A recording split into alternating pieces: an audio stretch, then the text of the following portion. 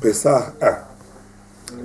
Donc, on commence, vous êtes un mois avant. Ça marche, 1, 2, 3, tu vois que ça... Oui, ça tourne. Donc, Pessah, la notion de Pessah... Sans forcer la vis. C'est bon.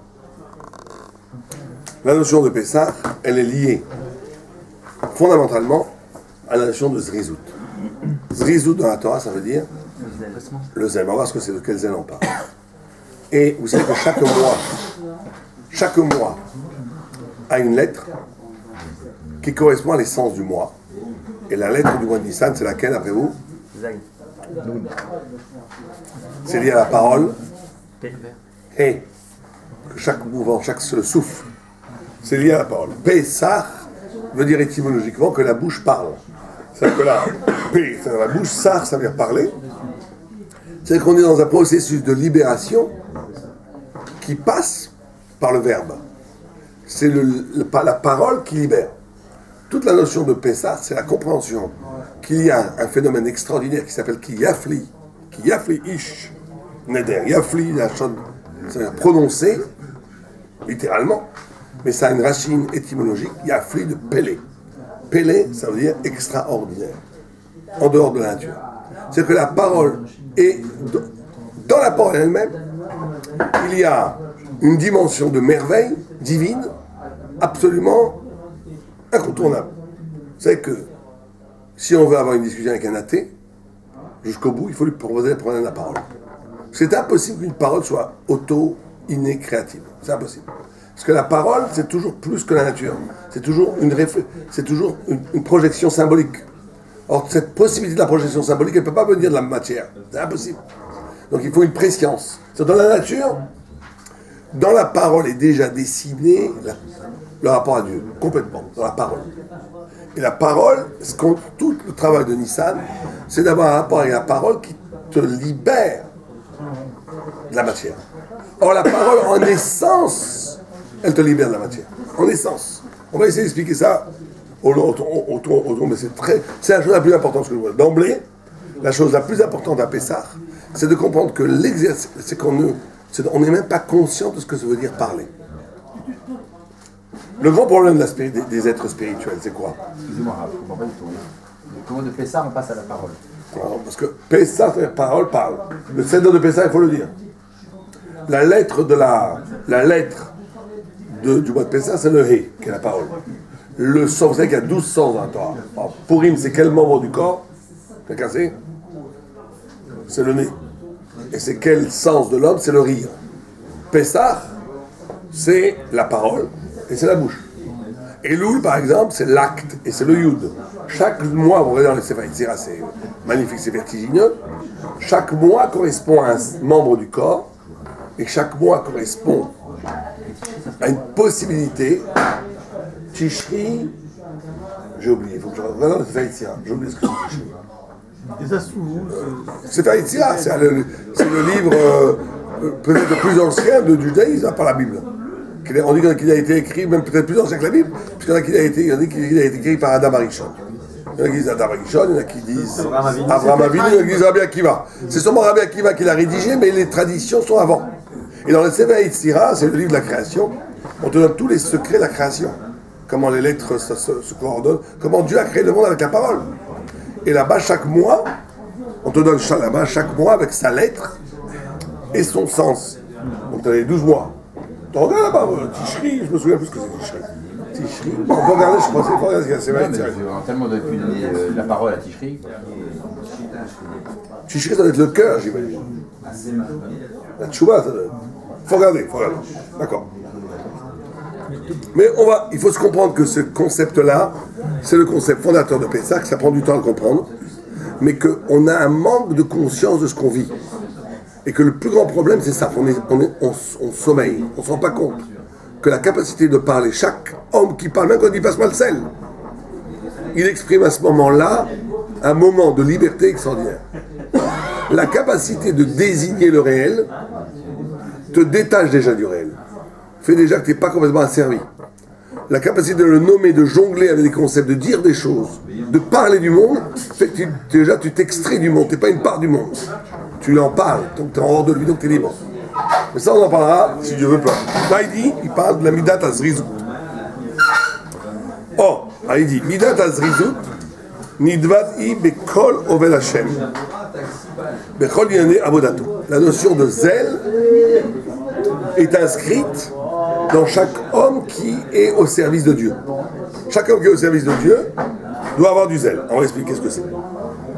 Umikom Akom, Matsinu Shayachut Pratit Midat Azrizut. Mais à Pessah, c'est vrai qu'il faut être zariz, il faut être zélé pour n'importe quelle mitzvah.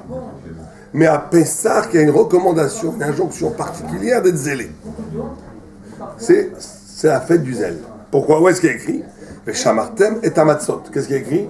Le shamartem et tamatzot. Vous garderez les matzot, mikan she'en machmitzim et a mitzvot. On a fait un jeu de mots.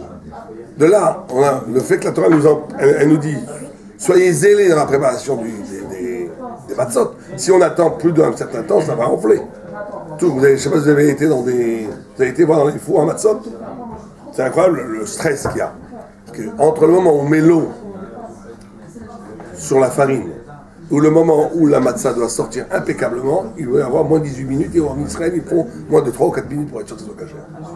Donc imaginez, on met l'eau, quelqu'un il fait comme ça, un troisième, tac, tac, tac, chloup, on met dans le four, très chaud. Tout doit être très rapide pour que ça n'enfle pas. C'est pour ça qu'il faut acheter des matzahs très chérotes parce qu'il suffit qu'on ait attendu un peu trop pour que ça soit plus matzah mais du chametz. Dès que par exemple, la farine commence à prendre une teinte un peu marron, ou dès qu'il y a dans la farine, dans l'essence, des craquelures, comme des pâtes de sauterelle, comme ça, comme il dit, c'est déjà du chametz. Pas besoin que ça offre, c'est du chametz. Est-ce que vous expliquez hier ce qui est chametz avant Pessah?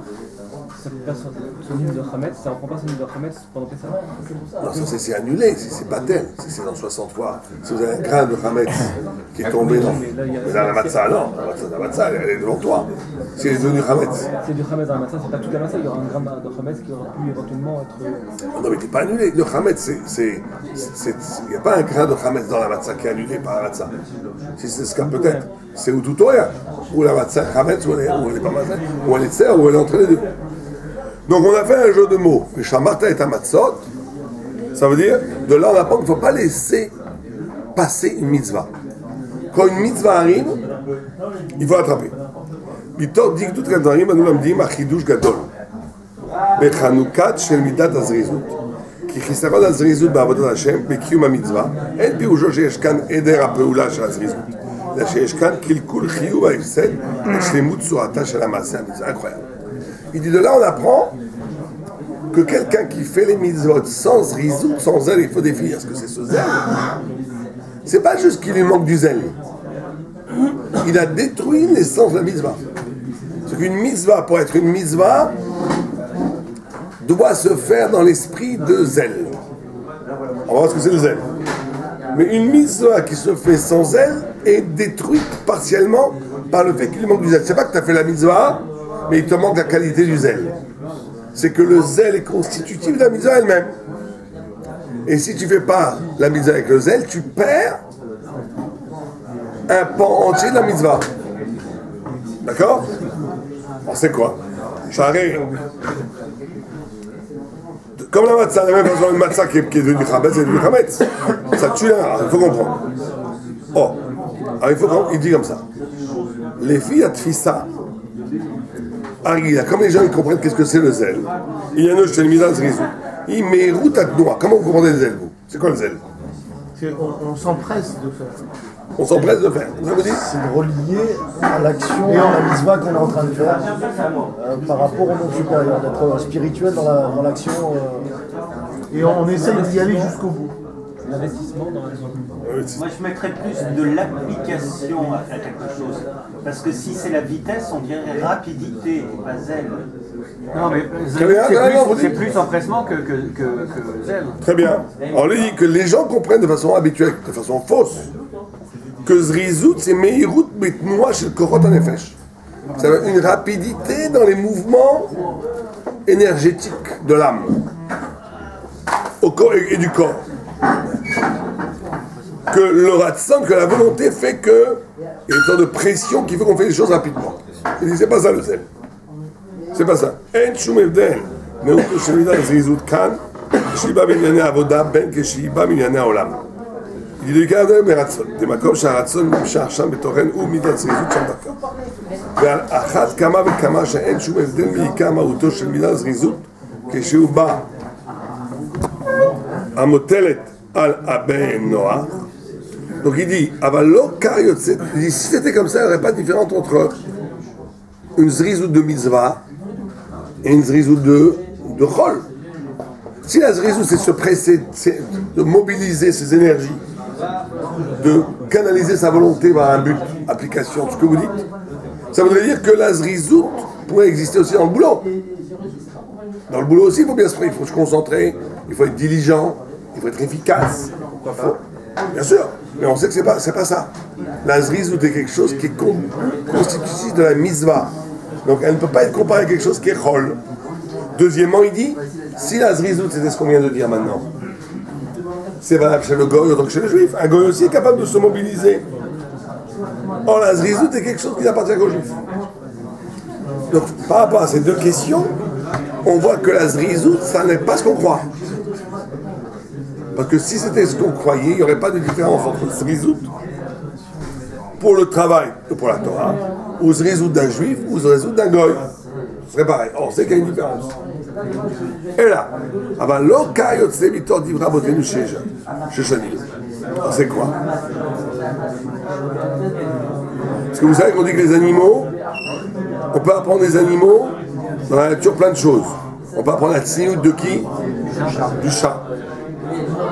On peut travailler de l'anémala, qu'elle travaille bien. Elle n'est pas paresseuse. La fourmi. Mais on n'amène jamais la zrizout. On n'amène jamais la zrizout.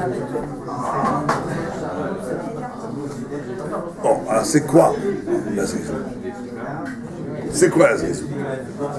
Alors il dit d'abord, mais si bana amuvrakim j'ai un nefesh qui enamit malot, un nefesh non tevalé. Il dit, un des signes de l'âme, c'est que l'âme n'est jamais satisfaite. Elle n'est jamais remplie. Il donne un exemple, si un rustre se marie avec une princesse, si le paysan amène à la princesse tous les jours des lapins qu'il a chassés, des pommes de terre, plein de terre qu'il a pris, pour lui c'est des cadeaux pour le paysan. C'est ce qu'il y a il donne ce qu'il y a de meilleur. La princesse, on voit ça, elle est dégoûtée. Quand le corps amène à l'âme toutes sortes de jouissances, Elat, hôtel 5 étoiles, ski Courchevel, yacht dans les mers du Caraïbe, le corps, c'est ce qu'il y a de meilleur. L'âme, elle est dégoûtée. Qu'est-ce que c'est que ces bêtises? Donnez-moi autre chose, j'ai besoin de me remplir d'autre chose, de lumière, pas de olamazé. Un des signes de l'âme, si un homme est spirituel, c'est quand il n'est pas comblé par une nourriture matérielle, il a besoin d'autre chose. Il sent un vide quand il est que dans la matière. C'est un des signes qu'un homme est spirituel. Quand tout va bien pour lui matériellement, il a plein de pognon en banque, il est sur un yacht avec 5 hôtesses qui lui font des massages, il a une mer bleue, il a le gros cigare, il a les meilleurs whisky, les meilleurs grands crus, il a la musique super sympa, il fait beau, il dit moi j'ai besoin de rien. J'ai eu ma part. J'ai entendu une fois un acteur qui s'appelle Rojan, ça a déjà eu ça, pas dans le dos. Il dit moi j'ai eu ma part. Le mec satisfait des millions d'euros qu'il a dans son compte et la petite célébrité qu'il a fait, c'est horrible. Quelqu'un qui est réduit à la matière. J'ai eu ma part, mais son âme pleurait à ce moment-là. Il n'a pas eu sa part, il va avoir des milliards d'années de guéhinnom s'il fait pas de cheval. Il n'a rien eu de part du tout. C'est un Ahmad. Il a sa part. Mais il a eu oui, c'est affreux. Tu t'en compte ce que ça veut dire? C'est que le signe de l'âme, c'est qu'elle est insatisfaite de la matière. Alors c'est pour ça qu'en vérité, quelqu'un ne peut expérimenter son vrai degré de spiritualité que quand il est riche et comblé. Parce que le pauvre et celui qui a des galères, il ne peut jamais vraiment savoir. Pourquoi? Parce qu'il peut dire le manque que je ressens dans la vie, Si quelqu'un n'est pas satisfait, c'est peut-être parce que la vie ne le satisfait pas. Mais quelqu'un qui a tout et qui n'est pas satisfait, c'est bon signe. Quelqu'un qui n'a rien et qui n'est pas satisfait, ça ne veut pas dire grand-chose, parce que peut-être qu'il n'est pas satisfait parce que le corps n'est pas complet. Le corps n'est pas complet. C'est quand on a tout que l'épreuve commence. Si tu es satisfait de ça, tu n'as rien compris. Là, ben, tu dis, je veux autre chose, j'ai besoin d'autre chose. Dans les grandes tchouvas, c'est comme ça. Béni Lévi à la Shalom, il a fait tchouva comme ça. Il avait tout, célébrité et tout. À un moment donné, il a dit, ça ne peut pas être ça la vie. Ça ne peut pas être ça la vie. Il a été chercher autre chose. Parce que la grandeur de son âme était en inadéquation avec la petitesse de l'existence. Donc il cherchait autre chose. Et alors, c'était quoi la suite? Il a perdu son matériel? Pas vraiment, mais il ne vivait pas de matériel, ils sont fichés de matériel. Il a émigré à Jérusalem, il a fait un centre d'études. Il a cherché. C'est pas pauvre. Hein? C'est pas pauvre. Non, pas du tout, non. Non, mais c'était lui, Béni Lévi à la Shalom, que il s'en fout. Alors, l'argent, lui, c'était vraiment le dernier. Il l'utilisait pour vivre, mais ce n'était pas du tout un homme d'argent. C'était un homme de savoir, un homme de recherche. Donc, il dit, oh, et donc un des signes fondamentaux de l'âme, c'est qu'elle n'est pas satisfaite par l'existence matérielle. Elle a besoin d'autre chose. Maintenant, écoutez bien, c'est très important ça. Dit le Gaon de Vilna, quelle est la première chose qui a été créée au monde? La première chose matérielle qui a été créée, je ne parle pas des anges. Premier Bereshit, c'est quoi?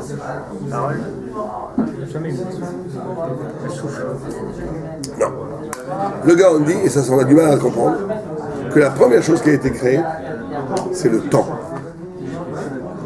Nous, on croit que le temps, c'est un résultat de la matière. Qu'il y a l'espace qui bouge, ça fait que le temps commence à bouger.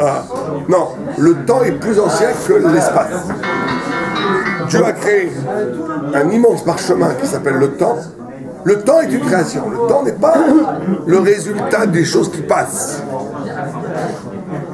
Le fait qu'il puisse y avoir quelque chose plutôt que rien, le fait qu'il puisse commencer une histoire de l'humanité et de l'univers, le fait que ça commence une histoire, le début du Big Bang, chaud, c'est avant tout la création du temps. Quel jour il a été créé? Premier jour, à l'origine du premier jour. On peut dire qu'il est matériel, le temps? Il est créé. Bien sûr qu'il est matériel. Le temps, c'est un temps physique. C'est même, aujourd'hui, d'ailleurs, la physique sait que le temps est une composante. On pourrait vivre dans un univers où il n'y a pas de temps. C'est ça qui est difficile à comprendre. Beaucoup difficile à comprendre, parce que nous, on vit dedans. Une fois, j'ai expliqué ça à mon fils, qui a compris grâce à ça, ce genre de concept. Je lui dis, imagine que tu es dans une photo. Tu es dans une photo. Tu fais partie d'un tableau. Tu es un personnage de tableau. Est-ce que tu pourrais comprendre la notion de triple dimension? Non. Toi, tu vois tout en double dimension. Toi, le monde, il est comme ça. Va t'imaginer qu'il y a un monde où les gens ont d'épaisseur. Ça va rien dire pour toi. Bon, prenez un singe monsieur... prenez un singe, je préserve, qui est torturé. Un singe qui est torturé dans un laboratoire pharmaceutique pour trouver des médicaments, pour sauver les enfants qui ont cancer. Est-ce que c'est moral de faire ça ou pas? Est-ce qu'on a le droit de prendre un singe, lui faire des essais de médicaments qui font de le tuer pour sauver les enfants qui ont le cancer? Tu dis non, enferme-le dans un asile psychiatrique. Tu regardes quoi? Tu vas te laisser des enfants mourir pour sauver un singe? C'est la seule solution. On parle de ça. Mais bien entendu que celui qui dirait qu'il ne faut rien faire au singe, c'est pas moral, c'est un approche de jour. Ça reste une création de Dieu. Non, mais on a parlé de la création, elle est soumise de l'homme est plus important ontologiquement qu'animal. Tu manges de la viande, toi? On dit si on a de la nourriture, il y a le chien et nous, on donne le chien là-bas. Pour rien. Oui, parce que lui, il va souffrir. Parce que lui, il n'a pas la notion du temps, justement. S'il doit manger, il croit qu'il ne mangera jamais. Donc on ne peut pas le faire souffrir. Mais là, tu n'as pas ta vie en danger. Je te vois quand même la vie d'un homme en danger. Est-ce que tu as le droit de faire souffrir un animal pour sauver un homme? Bien sûr que si. Et c'est même moral. Alors, si tu demandais aux sages, est-ce que vous donnez un sens à vos souffrances? Le sage, il comprendrait ça ou pas? Il peut comprendre ça? Pas du tout. Non. Pas vraiment. Quand on parle par exemple du réflexe de Pavlov ou d'un dressage sur un animal, quand on dresse un animal, l'animal, il associe la souffrance. Alors, cause immédiate. Et il l'associe à l'erreur qu'il a faite. Donc il a une conscience de la souffrance. Je ne dis pas le contraire. Je dis simplement, il ne peut pas comprendre que justifier cette souffrance par le fait que ça va sauver les enfants. Il s'en fiche des enfants, il ne les connaît même pas. Ah oui. Oui, rappelle-moi dans 20 minutes, ok? À tout de suite. Ciao. D'accord? Alors, c'est clair ou pas? C'est-à-dire qu'il y a des dimensions qui nous échappent complètement dans le sens. Il y a des dimensions qui nous échappent. Ben nous c'est pareil. Il nous arrive des fois des choses, on ne peut pas comprendre. On ne peut pas comprendre. Parce que c'est des dimensions autres, de 2, 3, 4e dimension qu'on garde avec nous. Mais il faut savoir que tout a un sens. Mais on ne peut pas comprendre. Mais ça ne veut pas dire que ça n'a pas un sens. Donc il te dit, alors attendez, la première chose qui a été créée, c'est quoi? Le temps. Le temps. Bereshit, c'est le temps. Et le temps est un parchemin immense dans lequel toute l'histoire de l'univers et de l'humanité va rentrer dedans. Mais il y a des dimensions où le temps n'existe pas. Après la mort, dans le monde, il n'y a pas de temps. Alors qu'est-ce que ça veut dire une vie sans temps? On ne sait même pas. Mais il n'y a pas de temps. Le temps, c'est propre à notre univers. Il y a des mondes parallèles spirituels où il n'y a pas de temps. Où le temps va venir. Il y a des grands rabbinim qui pouvaient voyager dans le temps. C'est aujourd'hui très très rare, mais ça existait.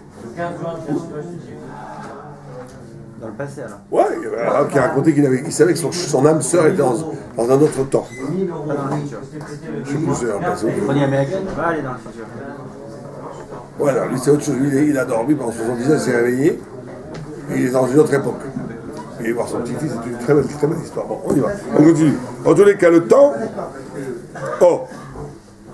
Maintenant, il te dit. Maintenant, l'âme, elle n'est pas sensible au temps. L'âme, elle se nourrit d'éternité, pas de temps. Puisque l'âme est préposée pour le Olam Haba. Et dans le Olam Haba, il n'y a pas de temps.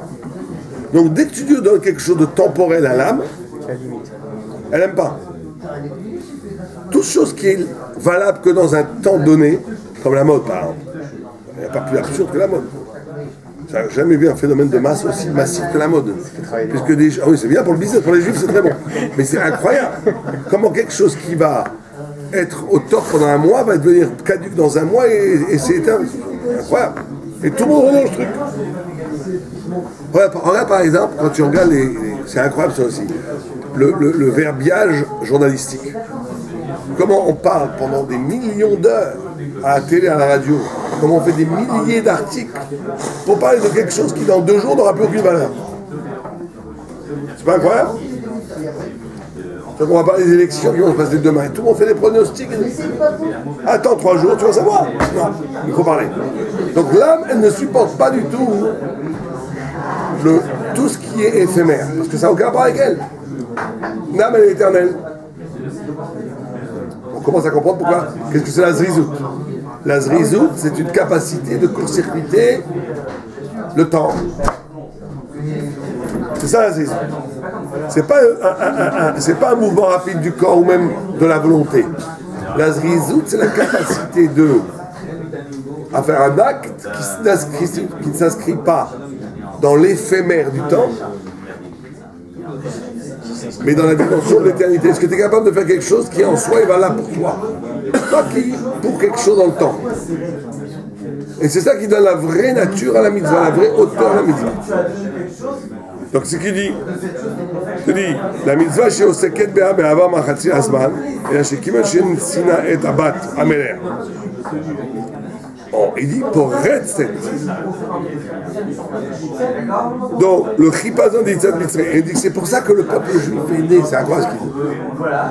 Le chipazon, il a été arraché à l'Égypte. Le chipazon est dans la vitesse. Pourquoi? Parce qu'il s'agissait d'inaugurer la naissance du peuple juif comme un peuple qui se ralliait à l'éternité et non plus au temporel. Et donc il devait faire une sorte de sursaut ontologique, de sursaut essentiel de s'arracher au cours du temps. En d'autres termes, pour dire les choses simplement, il y a une façon de vivre les choses qui rentrent dans un rythme mondain du monde. Il y a une façon de vivre les choses essentiellement qui n'obéit pas au rythme du temps de l'existence, qui obéit à quelque chose qui n'est pas inscrit dans le rythme du temps de la mondanité. Et faire une mitzvah, c'est ça. Et c'est très dur. Alors le fait de raconter chaque année la sortie d'Égypte rend en fait cet événement éternel. Aussi, c'est bien entendu. Bien entendu. C'est ce qu'il te dit. Netzach Israël. Et on se nourrit de ça. On se nourrit de ça. Il dit Netzach Israël, qui veut dire éternité d'Israël. Donc il dit, pourtant il vient de dire, c'est pas simplement la gviout, le fait que c'est stable, qu'on sera toujours là, qu'on sera éternellement là. C'est pas ça. Mais c'est aussi une inclinaison de l'âme qu'on est capable de se déplacer, on est capable de réfléchir, on est capable d'agir, on est capable de vouloir des choses qui n'ont aucun rapport avec le cours du temps. On n'est pas soumis à la mode, on n'est pas soumis au moment politique, au moment historique, on n'est pas déterminé par la culture.